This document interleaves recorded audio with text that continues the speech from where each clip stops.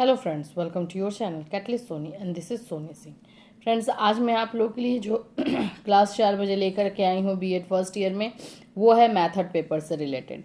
Method paper से question कैसा आता है और किस तरह के क्वेश्चन आपको करके जाने हैं।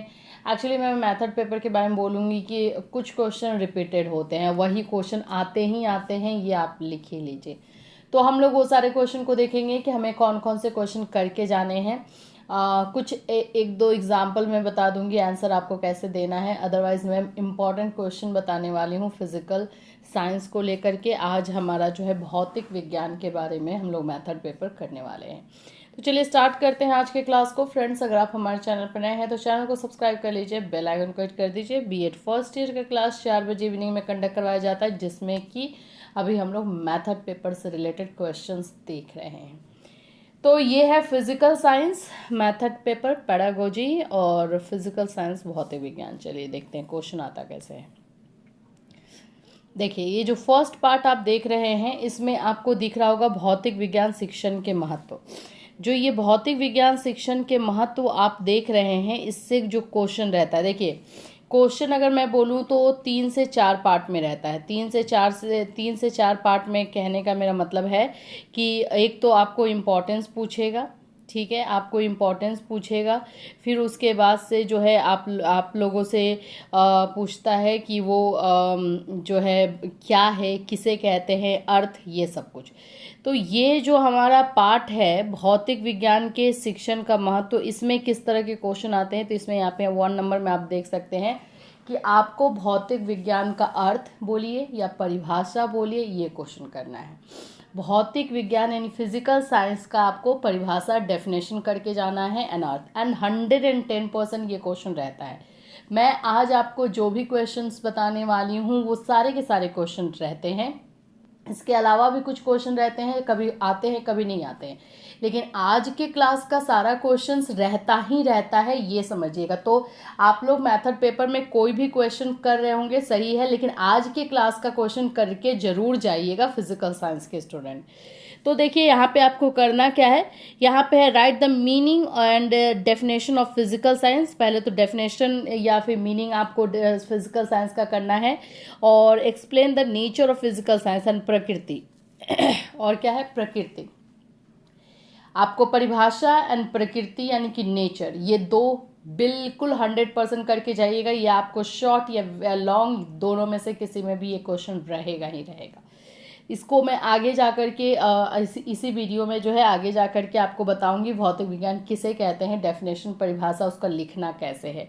अभी फिलहाल हम लोग क्वेश्चन देख रहे हैं। तो फिर उसके बाद दूसरा क्वेश्चन इसी क्वेश्चन को थोड़ा सा ट्विस्ट करता है। आंसर आपको वही लिखना है, परिभाषा ही लिखना है, लेकिन इस क्वेश्चन को ट्विस्ट करके क्या पूछेगा, भौतिक विज्ञान को विद्यालय पाठ्यक्रम में महत्वपूर्ण स्थान दिया गया, इस कथन को भौतिक विज्ञान की प्रकृति एवं क्षेत्र के संबंध में स्पष्ट कीजिए। ये जो क्वेश्चन है, बिल्कुल अगर मैं बोलूं, अगर नॉर्मली हम देखें तो ये परिभाषा से हमें अलग दिख रहा है, लेकिन आप खुद सोचिए कि अगर हमसे ये पूछ रहा है कि करिकुलम में इसका क्या इम्पोर्टेंस है, क्या महत्व है, तो पहले तो हम परिभाषा बताकर ही करेंगे। तो मैं सारे स्टूडेंट्स को एक बात बोलती हूँ, सबसे ज़्यादा ट्विस्टेड क्वेश्चन जो है वो मेथड पेपर में ही आता है। या तो सिंपली वो आपसे परिभाषा पूछेगा या अर्थ पूछेगा, या फिर वो आपको पाठ्यक्रम के थ्रू क्वेश्चन करेगा, लेकिन आंसर सेम लिखना होगा। याद रखिएगा, आंसर सेम लिखना है।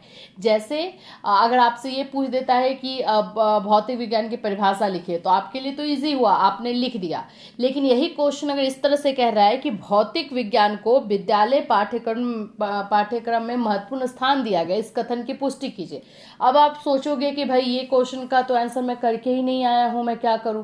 लेकिन आपको ये बात पता नहीं है कि इसमें भी वही आंसर जाएगा जो हम परिभाषा में लिखने वाले थे, सेम आंसर जाएगा। तो ये बात को ध्यान में रखिएगा, अगर इस तरह के भी क्वेश्चन आएगा तो आंसर वही होगा, अगर परिभाषा पूछेगा तो भी आंसर वही होगा।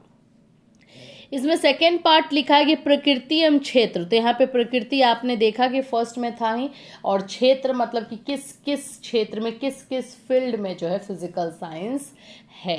तो ये दो क्वेश्चन जो दोनों क्वेश्चन का मीनिंग आप समझ गए। यहाँ पे एक और क्वेश्चन पूछ सकता है जो ट्विस्ट करके पूछेगा, भौतिक विज्ञान की प्रकृति तथा अवधारणा।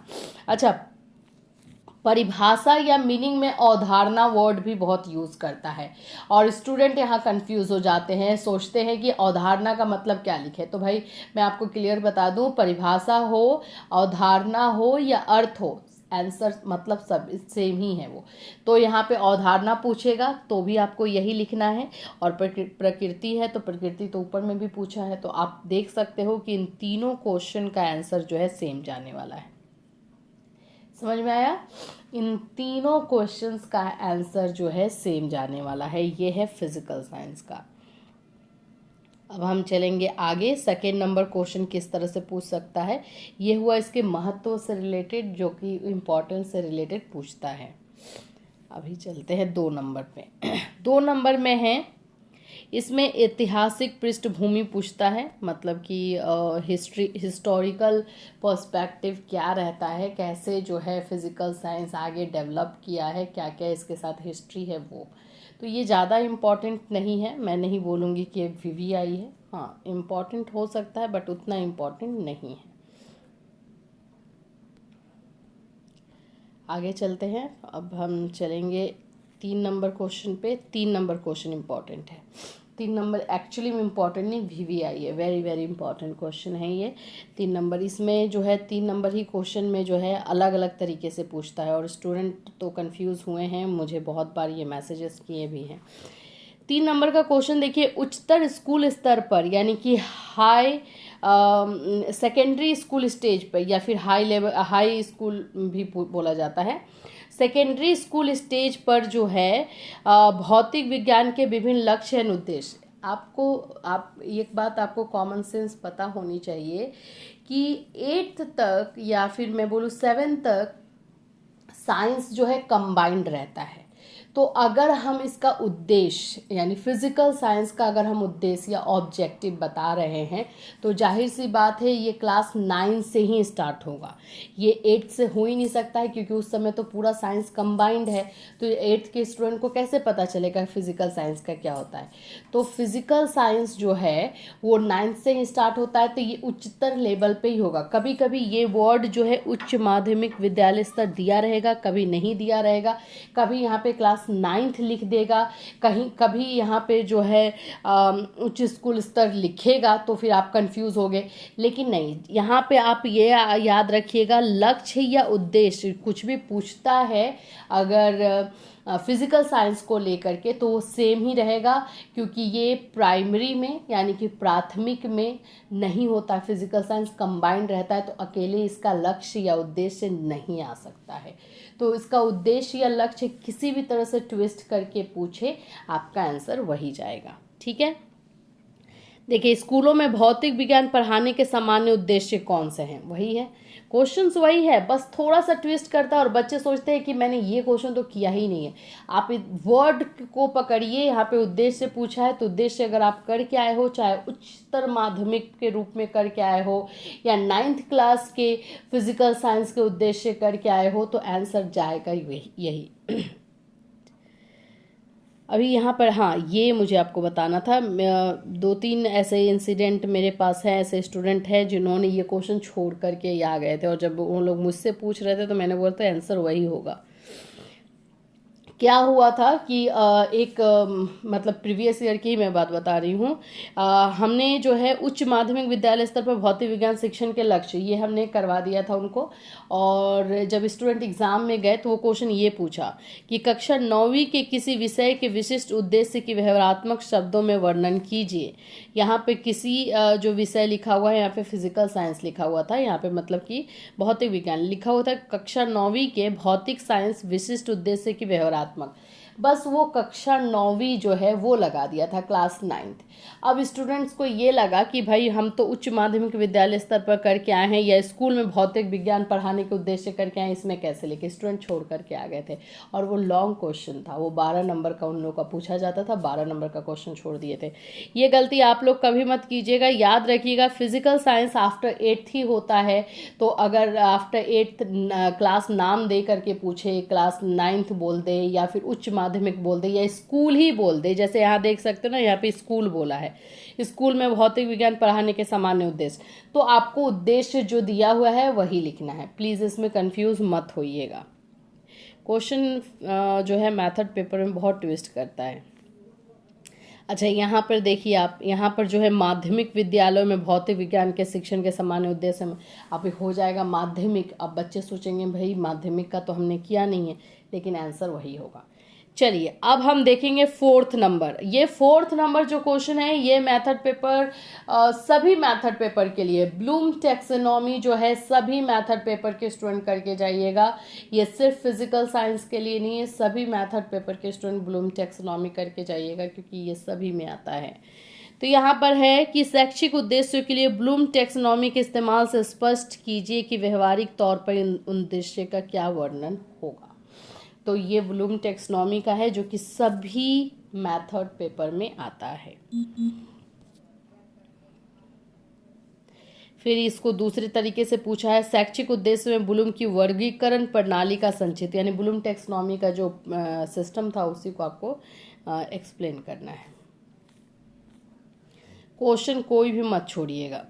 फिर उसके बाद से आप देख सकते हैं यहाँ पे है ब्लूम की शिक्षा उद्देश्य की वर्गीकरण प्रणाली की विवेचना कीजिए। वही है जो प्रणाली उसका है ब्लूम टैक्सोनॉमी का, वही आपको लिखना है। अब जो मोस्ट इम्पॉर्टेंट क्वेश्चन आपको यहाँ दिख रहा होगा, भौतिक विज्ञान शिक्षक के मुख्य गुण। ये क्वेश्चन तो मोस्ट रिपीटेड क्वेश्चन है एंड ये आएगा ही। भौतिक विज्ञान जो भी सब मेथड पेपर के टीचर हैं उनका जो है क्वालिटी पूछता है, चाहे आप फिजिकल साइंस के साथ हिंदी लिए हैं या फिजिकल साइंस के साथ आपका जो है कोई और सब्जेक्ट है, तो उसके टीचर का जो है क्वालिटी जरूर करके जाइएगा। शिक्षक के गुण पूछे जाते हैं। ये भी क्वेश्चन हम जो है आगे जा कर के देखेंगे आज ही के वीडियो में। तो अभी मैं क्वेश्चन बता रही हूँ, उसके बाद थोड़ा सा आंसर भी हम डील करेंगे। फिर उसके बाद है भौतिक विज्ञान के शिक्षक के मुख्य दायित्व। ये सेम ही क्वेश्चन है, थोड़ा सा ऊपर नीचे होता है, लेकिन ये क्वेश्चन आता है रिस्पॉन्सिबिलिटी करके आ जाए या फिर क्वालिटी करके आ जाए, आपको लिखना उसी तरह से है। फिर है व्यावसायिक कार्यों में भौतिक विज्ञान के योगदान पर टिप्पणी करें। ये क्वेश्चन हुए। अब आइए, यहाँ पर जो सेकेंड फेज में क्वेश्चन पूछा जाता है वो विधि यानी कि मेथड से होता है। ये मैं नहीं बोलूँगी कि फिजिकल साइंस पढ़ाने के मेथड्स के बारे में आएगा, ये सभी मेथड पेपर में मैथोलॉजी से क्वेश्चन रहता है, विधि से क्वेश्चन रहता है, अप्रोचेस से क्वेश्चन रहता है।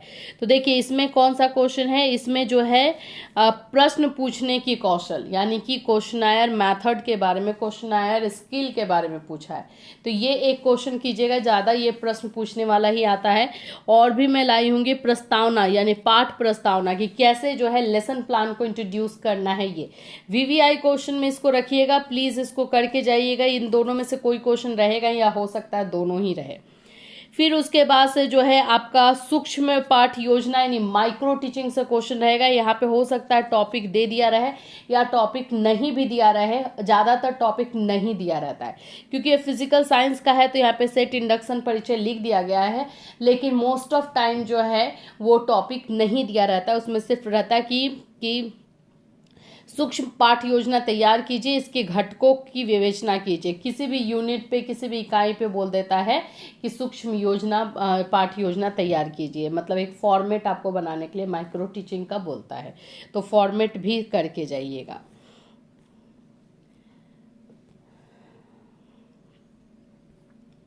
अभी आगे हम देखेंगे तो यहाँ पे देखिए शारीरिक विज्ञान के संदर्भ में व्याख्या करने की कौशल यानी एक्सप्लेनिंग मेथड जो होता है उसके बारे में, एक्सप्लेनेशन मेथड बोलिए, एक्सप्लेनेशन स्किल बोलिए, उससे क्वेश्चन रहता है। फिर है व्याख्यान कौशल यानी एक्सप्लेनेशन मेथड, उसी को है थोड़ा सा ट्विस्ट करके किया है, ये क्वेश्चन है। ठीक है। ये फिर है उद्दीपक परिवर्तन कौशल क्या है, इसको बोलते हैं स्टिमुलस वेरिएशन कौशल, ये भी क्वेश्चन इंपॉर्टेंट है। द मोस्ट इम्पॉर्टेंट श्याम पट यानी कि ब्लैक बोर्ड राइटिंग स्किल क्या है, उसके बारे में क्वेश्चन आता है, इसको कीजिएगा। या फिर इसको ट्विस्ट करके पूछ सकता है कि विभिन्न क्षेत्रों में श्याम पट के उपयोग क्या है, यानी ब्लैक बोर्ड का यूज क्या है। तो ये क्वेश्चन हुए। फिर उसके बाद से अगर आपको दिख रहा होगा अपने स्क्रीन पर भाषण सहित विधि प्रदर्शन विधि, इसको हम जो है बोलते हैं लेक्चर मेथड या लेक्चर कम डेमोन्स्ट्रेशन मेथड। लेक्चर कम डेमोन्स्ट्रेशन मेथड ये भी बहुत आता है, इसको व्याख्यान भी बोलते हैं, एक्सप्लेनेशन भी बोलते हैं, डेमोन्स्ट्रेट करने के लिए। ये क्वेश्चन भी, ये सारे क्वेश्चन मैं वीवीआई बता रही हूँ, ये सारे क्वेश्चन वीवीआई हैं। इसमें से 2-3 क्वेश्चन, मतलब ये जो मैथोलॉजी है इनसे 2-3 क्वेश्चन रह जाएगा, लॉन्ग में ही रहेगा, ये शॉर्ट में क्वेश्चन नहीं आता है, लॉन्ग में ही आता है। फिर उसके बाद से आपका है माध्यमिक स्कूल स्तर पर भौतिक विज्ञान शिक्षण में प्रोजेक्ट विधि। ये जो आगे में जोड़ देता है ना कि माध्यमिक स्तर पर या फिर जो है फिजिकल साइंस में भौतिक विज्ञान में प्रोजेक्ट विधि, ये सब कुछ नहीं सुनना है आपको। आपको देखना कहाँ पे, आपको ध्यान कहाँ पे देना है, आपको ये ध्यान देना है प्रोजेक्ट विधि पे, कि प्रोजेक्ट मेथड मुझे लिखना है, ठीक है। बाकी फिजिकल साइंस का लगा दीजिए थोड़ा सा, उसके बारे में पूछा है तो, लेकिन मेन क्वेश्चन यहाँ पे प्रोजेक्ट मेथड है। प्रोजेक्ट मेथड क्या होता है, प्रोजेक्ट मेथड का यूटिलाइज क्या होता है, उपयोगिता क्या होती है, ये लिखना है, बस यही है क्वेश्चन, और कुछ नहीं। भौतिक विज्ञान जो लगा हुआ है, ठीक है, आप फिजिकल साइंस लगा करके 2-3 वर्ड लिख के लिख सकते हो, लेकिन मेन क्वेश्चन का सेंटर जो है वो आपका है प्रोजेक्ट मेथड। दूसरा आपको दिख रहा होगा यहाँ पे प्रॉब्लम सॉल्विंग मेथड, यानी कि इसको बोलते हैं हम लोग समस्या समाधान विधि। देखिए विधि में मैंने आपको 4 से 5 विधि बताया, इसमें से 2 से 3 विधि रहेगा एकदम 100% एंड लॉन्ग में रहेगा। कौन कौन सा है अब आपका व्याख्यान विधि, क्वेश्चनायर यानी कि प्रश्नावली विधि मैंने बताया, प्रश्नावली विधि बोलते हैं या प्रश्नोत्तर विधि बोलते हैं, प्रश्नोत्तर विधि बोलते हैं, या फिर प्रोजेक्ट मेथड, या फिर जो है समस्या समाधान यानी कि जो है आपका प्रॉब्लम सॉल्विंग मेथड। इन चारों में से 2 या 3 मतलब लिख लीजिए, आपके मेथड पेपर में 110% रहेगा। तो ये इसमें से करके जाएगा, मैथोलॉजी से ये क्वेश्चन रहता है, ठीक है।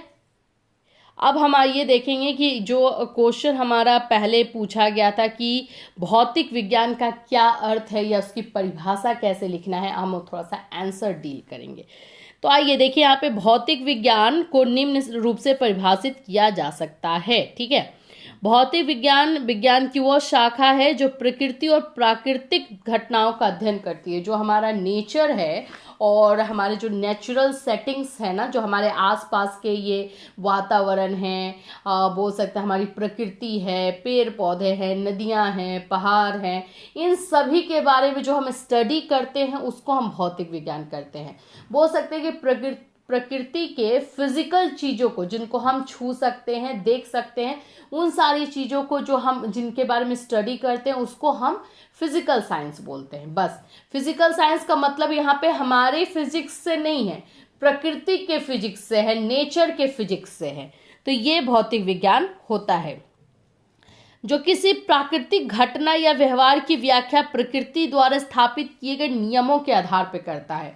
और जो भी चीज़ें हमारे आसपास में सराउंडिंग में हो रही है, नेचर में हो रही है, क्योंकि हमारा जो नेचर है, हमारी जो प्रकृति है, वो उसने अपना कुछ स्ट्रिक्ट रूल बनाया हुआ है, नियम बनाए गए हैं। अगर उन नियमों का उल्लंघन हम करते हैं तो जाहिर सी बात है हमें वो प्रकृति जो है, हमारी जो नेचर है, हमें सजा दे देती है। अगर हम मान लीजिए कि बहुत ज़्यादा प्रदूषण फैला रहे हैं, बहुत ज़्यादा, जो हम आजकल कर भी रहे हैं, तो उसके बिहाफ में या उसके जो रिटर्न में हमें क्या मिलता है, बाढ़ मिलेगा, सूखा मिलेगा, सुनामी आ जाती है, तो कहीं पे जंगल में आग लग जाएगा, ये सारी चीज़ें हमें मिलती है। तो ये सब क्या है, ये सब प्राकृतिक आपदा है, प्राकृतिक बोल सकते हैं बदला लेती है प्रकृति हमसे। हम अगर उसका बहुत ही बोल सकते हैं कट्टर जो है रूल है, नियम है, अगर हम उन नियमों को तोड़ते हैं तो वो हमसे फिर हमें रिटर्न में भी देती है। तो इन्हीं सारे नियमों को जानना और कौन से नियम के अनुसार कौन सी घटनाएं होती हैं उनके बारे में स्टडी करना ही जो है फिजिकल साइंस है। मैं एकदम क्लियर में कॉमन लैंग्वेज में आपको बता रही हूँ फिजिकल साइंस क्या है। तो फिजिकल साइंस है कि हमारे आसपास में जो भी घटनाएं, प्राकृतिक घटनाएं होती हैं और जिन नियमों के अनुसार होती हैं उन नियमों के बारे में स्टडी और अध्ययन करना ही जो है फिजिकल साइंस होता है, भौतिक विज्ञान होता है। ठीक है, तो ये हुआ, इंग्लिश में भी यहाँ लिखा हुआ है। भौतिक विज्ञान भौतिक वस्तुओं और ऊर्जा के गुणों का उनके दीर्घ एवं सूक्ष्म दोनों रूपों से संबंधित अध्ययन प्रस्तुत करता है। तो यहाँ पर भी आपको दो परिभाषाएं देखने को मिल गई होगी कि इस तरह से हमें लिखना है। अब हमने जो बोला था कि हम जो है टीचर्स वाला क्वेश्चन रहता ही है, तो हम टीचर्स के बारे में भी थोड़ा सा जानेंगे कि टीचर की रिस्पॉन्सिबिलिटी क्या है या टीचर्स में कौन कौन से गुण होने चाहिए फिजिकल टीचर्स के। एक्चुअली सभी टीचर्स में वही गुण होने चाहिए, बस सब्जेक्ट का नाम लगा दिया जाता है मैथोलॉजी बनाने के लिए। कुछ कुछ अलग होने चाहिए। अब जैसे कि साइंस के टीचर हैं तो उनको लैब के बारे में पता होना चाहिए, किस तरह से प्रैक्टिकल करवाया जाता है वो पता होना चाहिए। अगर हिंदी के टीचर हैं तो उनको लैंग्वेज के बारे में, छंद के बारे में, भाषा के बारे में ज्ञान होना चाहिए। यही है ना, कुछ पर्टिकुलर चीज़ें तो हम नॉर्मली भी जानते हैं, अगर हमें लिखने को मिल जाए तो ऐसे ही हम जो है 10 पेज लिख दें।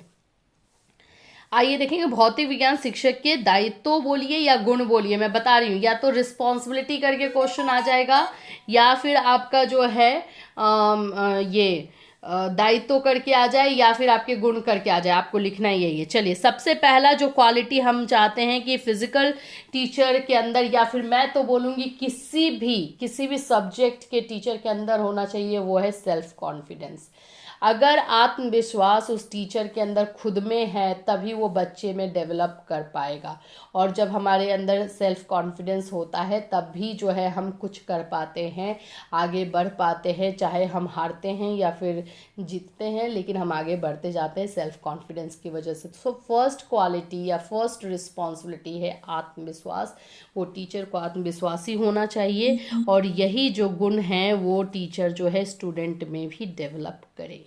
ये सारी चीज़ें वो प्रयोगशाला में दिखा सकता है, जब चर्चा करता है तो दिखा सकता है, वो दिखता है तो दिखाने की ज़रूरत नहीं होती है। तो ये हमें जो ये क्वालिटी, ये गुण जो चाहिए होता है। दूसरा जो क्वालिटी है वो है स्वस्थ व्यक्तित्व। ऑफ कोर्स किसी भी टीचर में, क्या आपको नहीं लगता है कि हिंदी के टीचर का पर्सनालिटी जो है स्वस्थ होना चाहिए? सभी टीचर का होना चाहिए, राइट? तो किसी भी टीचर की ये सेकेंड क्वालिटी है हेल्दी पर्सनालिटी। मैं ऐसे ही क्वालिटीज़ लेकर आई हूँ जो सभी टीचर्स में हमें चाहिए होते हैं और जो हम सभी मैथड पेपर के टीचर में चाहिए होगा। अगर ये क्वेश्चन किसी भी मैथड पेपर के में आ जाएगा तो वो स्टूडेंट्स कर सकते हैं। तो स्वस्थ व्यक्तित्व यानी हेल्दी पर्सनालिटी। स्वस्थ व्यक्तित्व से तात्पर्य केवल शारीरिक प्रबलता या मानसिक योग्यता से नहीं है, सभी तरीके की जो चीज़ों से है, जो टीचर में होनी चाहिए वो टीचर जो है स्टूडेंट्स में भी डेवलप कर पाए। आगे जो तीसरा है अभिव्यक्ति की क्षमता यानी पावर ऑफ एक्सप्रेशन। जो चीज़ें हम बच्चों को बता रहे हैं वो जो है हम सही तरीके से एंड कॉन्फिडेंटली बताएं, अपने आप को सही तरीके से दिखा पाए, सही तरीके से अपने बुद्धिमान जो हम जान रहे हैं, जो हमारा नॉलेज है वो हम बच्चों के सामने रख पाएँ। वो इसको हम बोलते हैं अभिव्यक्ति की क्षमता। अभिव्यक्ति का मतलब होता है एक्सप्रेशन, अपने आप को एक्सप्रेस करना। जो आपका ज्ञान है, जो आपको नॉलेज है, अगर आप सही तरीके से बच्चों के सामने नहीं रख पा रहे हो तो बच्चे समझेंगे कैसे? तो ये एक क्वालिटी है जो हमें सभी टीचर्स में चाहिए होता है। चौथा है नेतृत्व की क्षमता यानी कि पावर ऑफ लीडरशिप। यस, ये टीचर की क्वालिटी होनी चाहिए कि उसमें हर एक सिचुएशन में बच्चों को आगे गाइड करना, उसका जो है नेतृत्व करना वो कर पाए। और ये क्वालिटी अगर टीचर में रहेगा तो वो स्टूडेंट्स भी जो है अडॉप्ट करेंगे, उसको ले पाएंगे।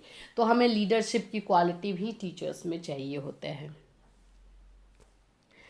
5th नंबर अगर आपको दिख रहा होगा इस स्क्रीन पे, तो ये मैं आपको बता रही हूँ, स्व अध्याय का गुण। अब ये सोचेंगे आप लोग कि ये क्या है।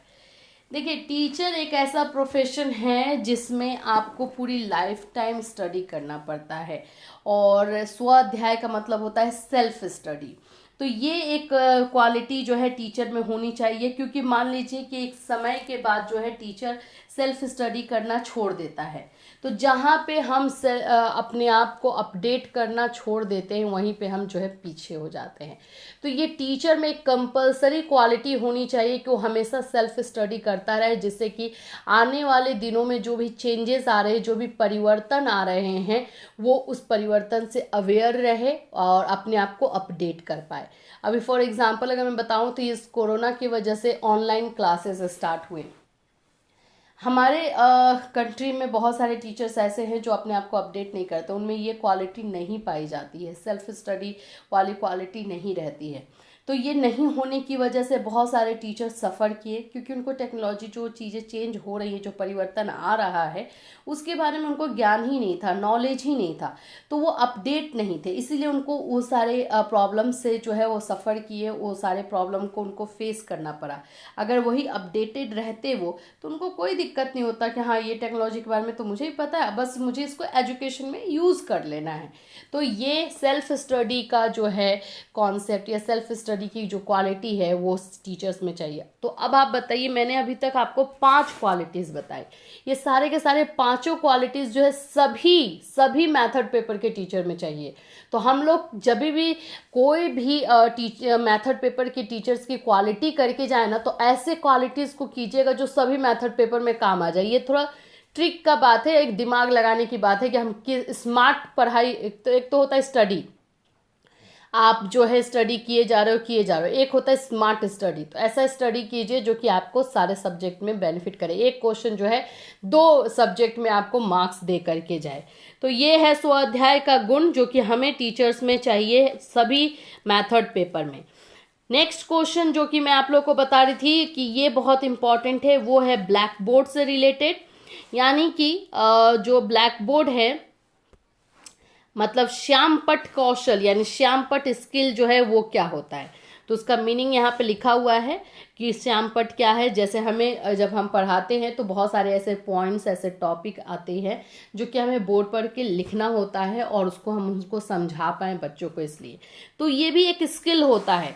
आपका दाहिना हाथ कहाँ रहेगा, आप किस एंगल में ब्लैक बोर्ड पे जाके खड़े रहोगे, किस एंगल में खड़े रह करके आपको समझाना है, जिससे कि अगर आप चाहो तो ब्लैक बोर्ड पे लिख भी पाओ और अपने बच्चों को देख भी पाओ कि कौन बच्चा सही तरीके से पढ़ रहा है या नहीं, या किसका ध्यान है या नहीं।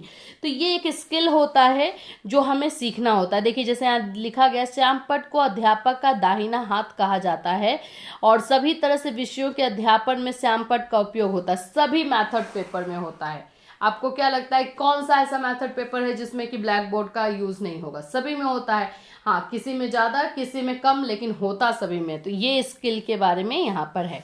तो इस तरह से कुछ क्वेश्चंस मैं आप लोग के लिए लेकर के आई हूँ, जिससे कि जो क्वेश्चंस अगर आप कर लेते हैं तो आपके लिए सही है।